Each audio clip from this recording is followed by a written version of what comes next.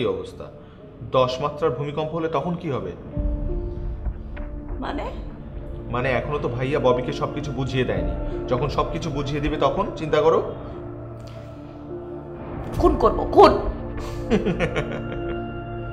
আমার এত কষ্ট হচ্ছে, আমার গলার জোর নেই, তার মধ্যে প্রেশার বেড়ে যাচ্ছে, আর তুমি পুরো সিচুয়েশন থেকে হ্যাঁ হ্যাঁ করে হাসছো না। কত ফানি বিষয়টা। দাঁড়াও, আমি তোমার জন্য 1 গ্লাস করলা শরবত করে নিয়ে আসছি। খুব ভালো হবে তোমার শরীরের জন্য।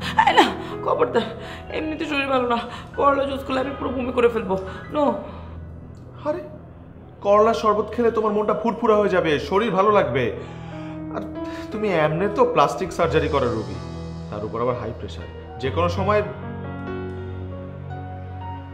কোনো সময় স্ট্রোক হলে তো। তোমার কথা শুনে মনে হচ্ছে তুমি আসলে মনে মনে চাও, কামনা করো যে আমার জন্য স্ট্রোক হয়ে যায় আর আমি মরে যাই, আর তখন তোমার লাইফে আমি আর না থাকি। না, কি ব্যাপার, তুমি তুমি ববির রাগ আমার উপর ঝাড়ছো কেন? হ্যাঁ, ওরা সত্যি সত্যি যদি সবকিছু বেদখল করে নেয় তখন কি হবে? আমাদের তো গ্রামের বাড়িতে চলে যেতে হবে। তাও সমস্যা নেই, আমাদের গ্রামের বাতাস অনেক মিষ্টি, আমি বাতাসে খেয়ে দিন পার করে দিতে পারবো। চুপ করো।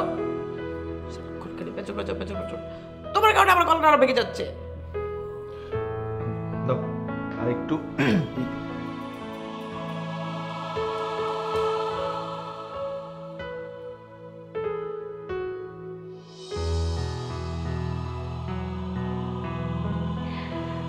ববিকে আপনি ঠিক কতটুকু জানেন? কেন? অ্যাজ ফার আই নো, আপনি ববিকে পছন্দ করেন। হ্যাঁ, ববিও আমাকে পছন্দ করে। Do you believe in that?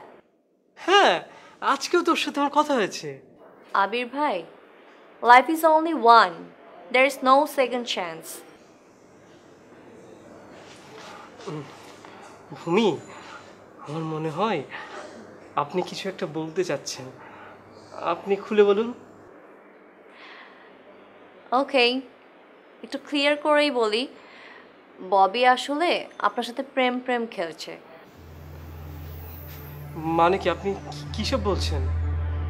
আমি ঠিকই বলছি, সময় হলে সবটা পাবেন।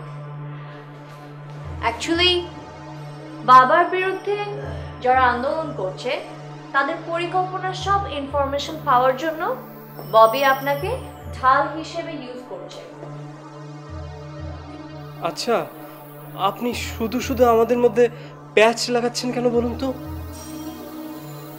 আই নিউ ইট আবির ভাই, আমি জানতাম যে আপনি ঠিক এমন